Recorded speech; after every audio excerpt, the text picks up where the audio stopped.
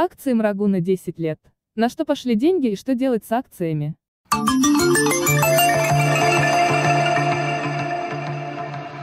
10 лет назад президент Таджикистана Эмомали Рахмон инициировал выпуск акций Рагунской ГЭС. 16 ноября 2009 года президент на рабочем совещании правительства поручил соответствующим органам обеспечить скорейший выпуск этих бумаг и введение их в обращение. Эмомали Рахмон выразил уверенность, что каждый гражданин Таджикистана внесет свою лепту в строительство рагунского объекта, от которого зависит будущее страны. В результате, были выпущены акции на сумму 6 миллиардов самани, около 1,37 миллиарда долларов по курсу на декабрь 2009 года, номиналом в 100, 500 тысяч и 5000 самани. Добровольно-принудительная лепта. Кампания по продаже акций и сертификатов акций ООО «Рагунская ГЭС» стартовала 6 января 2010 года.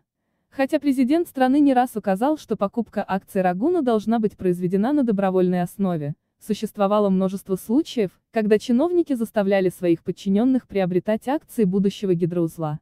Заставляли даже студентов покупать акции по цене 100 самани, что в то время равнялось около $25. Я помню день, как Эмомали Рахмон запускал второй агрегат Рагунской ГЭС. В апреле того года руководитель миссии Международного валютного фонда в РТ Аксель Шемельпфенник в ходе встречи с президентом Эмомали Рахмоном дал свою оценку кампании по продаже акций Рагуна. Глава миссии фонда обратил внимание, что по расчетам миссии МВФ, это может привести к временному снижению темпов экономического роста в 2010 году на 1%. При этом для приобретения акций Рагунской ГЭС население будет сокращать потребление, а юридические лица – инвестиции. После этого ажиотаж вокруг приобретения акций несколько поутих.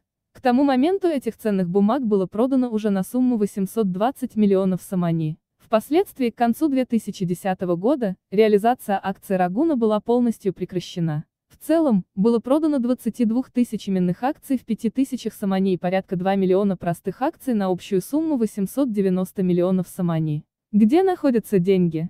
Первоначально часть собранных средств хранилась в казначействе Минфина, а другая часть была размещена на депозитных счетах в двух коммерческих банках республики, ОАО «Районбанк» 200 миллионов самани и ОАО «Таджиксодиратбанк» 40 миллионов самани. Позже средства с депозитных счетов банков были переведены в казначейство Минфина, и при необходимости, направляются на покупку оборудования для Рагуна.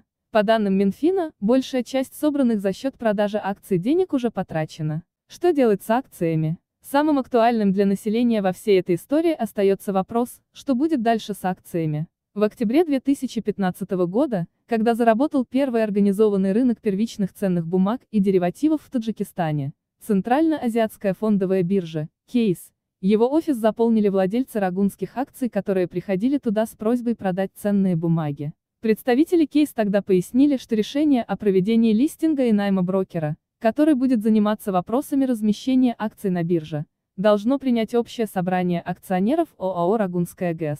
И только после проведения процесса листинга рагунские акции будут включены в котировальный список биржи, то есть фактически появятся на торгах. Насколько известно, такое решение пока еще общим собранием ОАО «Рагунская ГЭС», последнее собрание которого прошло в июне этого года, не принято. Скорее всего, нужно будет хранить ценные бумаги Рагуна и ждать, когда общество войдет в прибыль.